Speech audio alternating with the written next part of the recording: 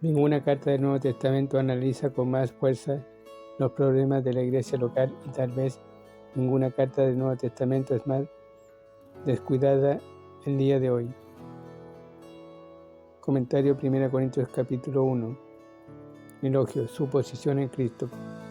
Versículos 1 al 9. De la manera más discreta, Pablo inició su carta recordándoles las bendiciones maravillosas que los creyentes tenían en Cristo.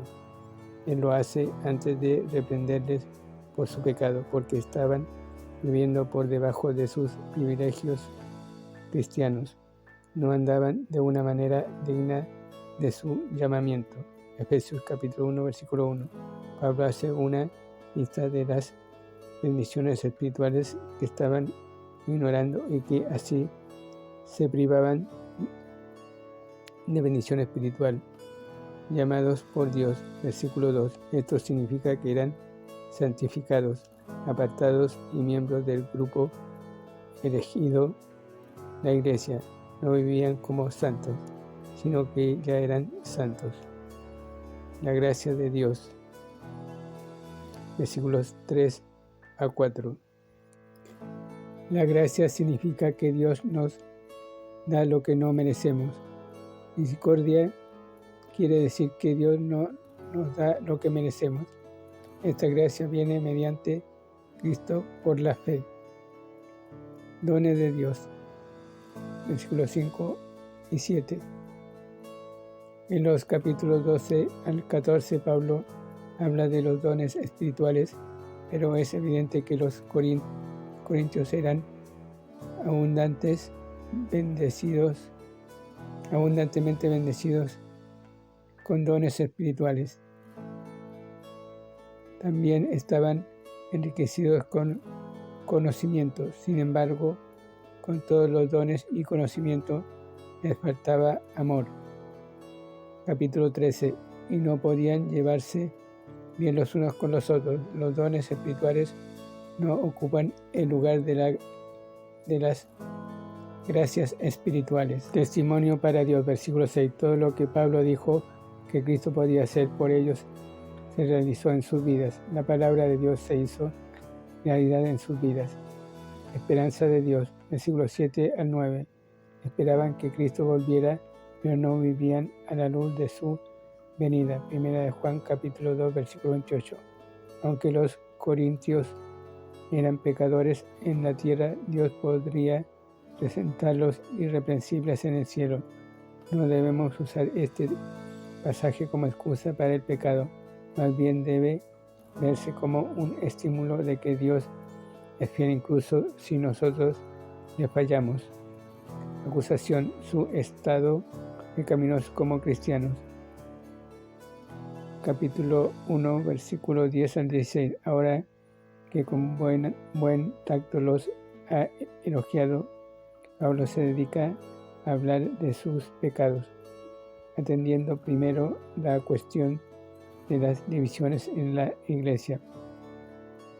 Las tristes noticias de sus divisiones le habían llegado por los familiares de Chloe y también los amigos que los habían visitado. Capítulo 16, versículos 17 y 18. ¿Por qué las malas noticias de los problemas de la iglesia se difunden tan rápido, mientras que tal parece que las buenas noticias del Evangelio nunca se esparcen así?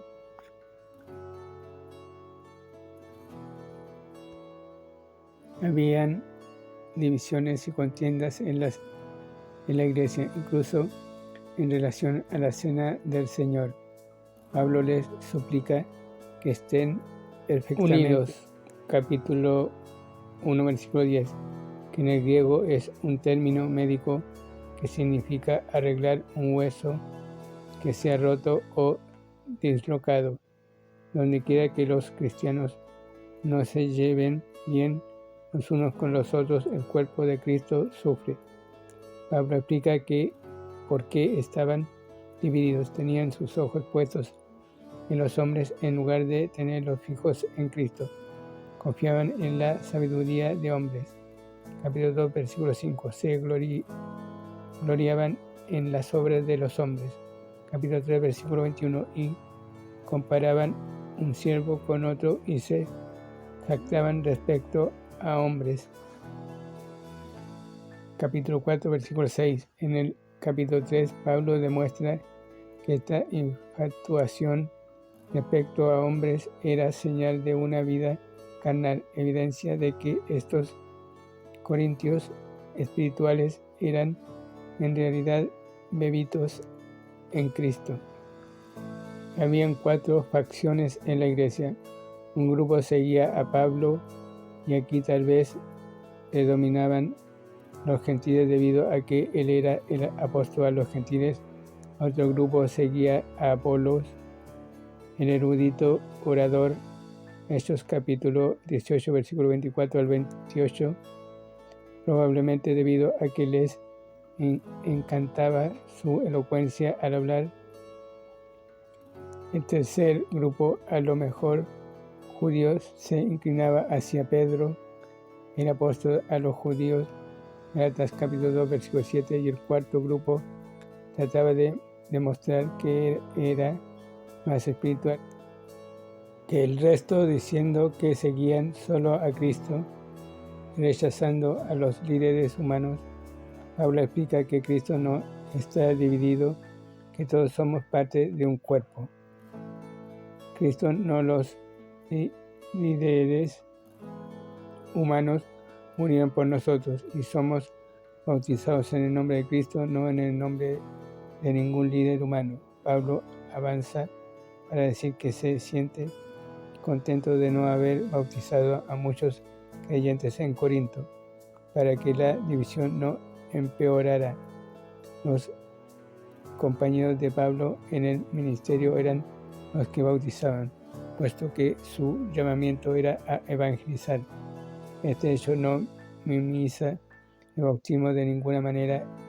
Imagínese qué difícil sería que uno de los evangelistas de hoy dedicara el tiempo para examinar a los candidatos y bautizarlos.